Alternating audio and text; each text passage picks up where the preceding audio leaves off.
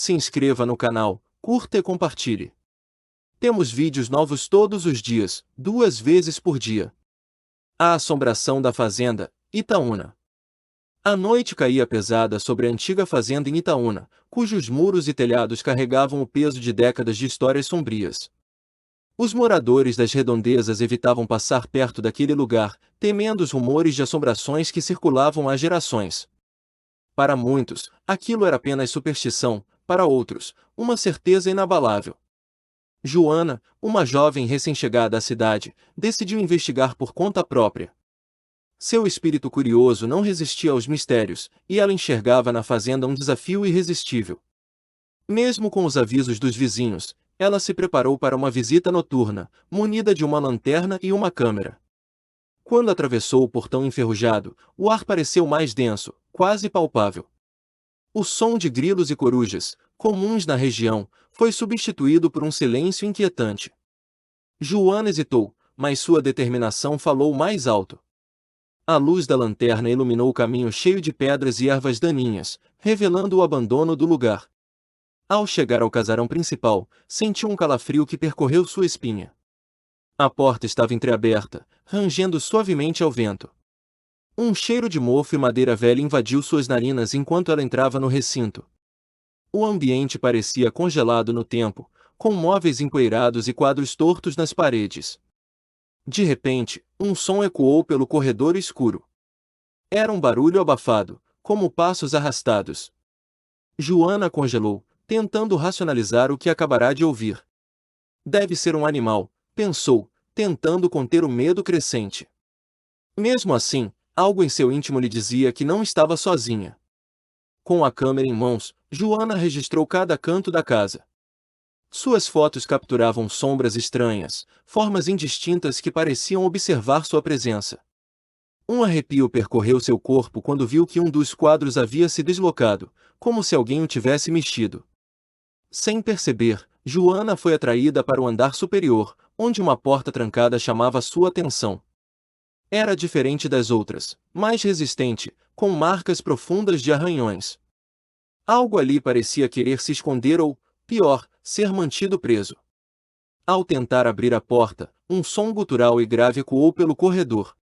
Joana recuou, seu coração disparado, enquanto a lanterna começou a falhar. Na escuridão intermitente, ela vislumbrou uma figura de olhos brilhantes, fixando-a com uma intensidade que parecia atravessar sua alma. Joana correu para a saída, mas algo invisível parecia segurar seus passos. Quando finalmente escapou para o lado de fora, ouviu o som de risadas infantis vindo de dentro da casa. Joana retornou à cidade com o coração disparado, mas determinada a desvendar o mistério. Ao mostrar as fotos que tirou na fazenda, notou que, em algumas delas, havia sombras que lembravam formas humanas. Não era a primeira vez que ouviu relatos de algo incomum naquele lugar, mas agora tinha provas visuais. A jovem decidiu conversar com os moradores mais antigos de Itaúna. Foi até Dona Carmélia, uma idosa conhecida por sua sabedoria e por conhecer as histórias da região. Ao ouvir sobre a fazenda, Carmélia ficou pálida, como se tivesse sido transportada a um passado que preferia esquecer. "Você viu o casarão?" perguntou a idosa, com um olhar misto de curiosidade e temor. Joana confirmou com a cabeça, enquanto mostrava as imagens. Carmélia suspirou profundamente. Há muitos anos, aquela fazenda foi palco de algo terrível. O proprietário, Sr. Otacílio, desapareceu misteriosamente, e dizem que sua alma nunca descansou. Segundo Carmélia, Otacílio era conhecido por sua avareza e por tratar mal seus empregados. Após seu desaparecimento, os rumores começaram. Trabalhadores relatavam sons estranhos e risadas no meio da noite. Alguns juravam ter visto uma figura sombria observando-os pelas janelas do casarão. Joana ficou intrigada. Havia algo mais naquele lugar do que apenas histórias de assombração? Decidiu investigar os arquivos da cidade para buscar registros sobre Otacílio e sua fazenda. Encontrou documentos que mencionavam dívidas, conflitos e até um incêndio misterioso que destruiu parte da propriedade. Ao folhear um jornal antigo, encontrou uma nota que gelou sua espinha: procurado vivo ou morto, Otacílio, desaparecido após acusação de assassinato. Joana percebeu que estava lidando com algo muito mais profundo do que imaginava. Mesmo com medo, a curiosidade venceu novamente. Era hora de voltar à fazenda. Munida de um gravador de áudio, Joana retornou à fazenda ao cair da noite. Desta vez, não estava sozinha. Convidou Rafael, um amigo que compartilhava seu interesse por mistérios e que também queria desvendar o segredo do lugar. O casarão parecia mais sombrio do que antes, como se os acontecimentos recentes tivessem despertado algo adormecido. Rafael tentou quebrar o clima tenso com piadas, mas até ele sentia a opressão daquele lugar. Ao entrar, os dois se dividiram para explorar a casa. Joana focou no andar superior, enquanto Rafael examinava o térreo. Cada passo parecia ecoar, e o silêncio era interrompido por ruídos distantes que não conseguiam identificar. Joana encontrou novamente a porta trancada. Dessa vez, trouxe ferramentas para tentar abri-la. Após alguns minutos de esforço, a fechadura cedeu com um estalo alto, e a porta se abriu lentamente, revelando um quarto quase intacto, como se ninguém o tivesse tocado em décadas. No centro do cômodo, havia uma escrivaninha com um diário sobre ela.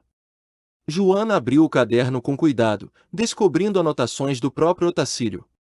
As páginas estavam cheias de palavras desconexas, desenhos macabros e uma frase repetida inúmeras vezes: "Eles estão vindo." Enquanto isso, Rafael gritou do andar de baixo. Joana desceu correndo e o encontrou paralisado, olhando para a lareira.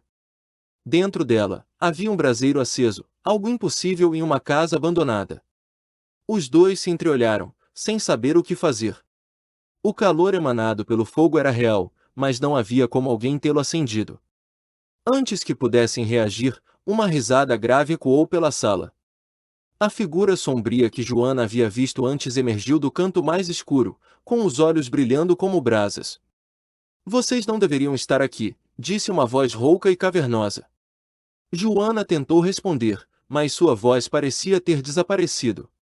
Rafael segurou sua mão, tentando mantê-la firme, enquanto a figura avançava lentamente. "Otacílio?" Joana conseguiu perguntar, reunindo toda a sua coragem. A figura parou e, por um breve momento, pareceu hesitar. "Ele foi condenado a este lugar", respondeu a voz, agora mais baixa e melancólica. Eles perceberam que estavam diante de algo mais complexo do que uma simples assombração. Otacílio não era apenas uma alma apenada, era uma entidade presa, vítima de suas próprias ações e de algo ainda mais sombrio. O diário continha uma pista importante: um ritual havia sido realizado na fazenda. Otacílio buscará riqueza através de práticas proibidas, e o preço de sua ambição foi a sua própria alma. Joana e Rafael sabiam que não podiam deixar as coisas como estavam. Com a ajuda de um pesquisador especializado, descobriram um antigo método para desfazer o ritual que prendia Otacílio. Era arriscado, mas sentiam que era a única forma de restaurar a paz na fazenda. Voltaram ao casarão pela última vez, com todos os materiais necessários. O ritual exigia coragem e determinação, e ambos sabiam que algo poderia dar errado. Enquanto recitavam as palavras, a casa parecia ganhar vida, tremendo e gemendo como se estivesse viva. A figura de Otacílio apareceu novamente, desta vez em dor e fúria, enquanto uma luz intensa preenchia o ambiente. O ritual culminou em um grito ensurdecedor, seguido por um silêncio absoluto. Quando abriram os olhos, a fazenda parecia diferente. O ar estava mais leve, e a sensação de opressão havia desaparecido. Joana e Rafael sentiram que haviam cumprido sua missão. Ao retornar à cidade, ouviram boatos de que a fazenda finalmente estava tranquila. Joana sabia que nunca esqueceria o que viu e viveu, mas também sabia que havia ajudado a encerrar um ciclo de sofrimento.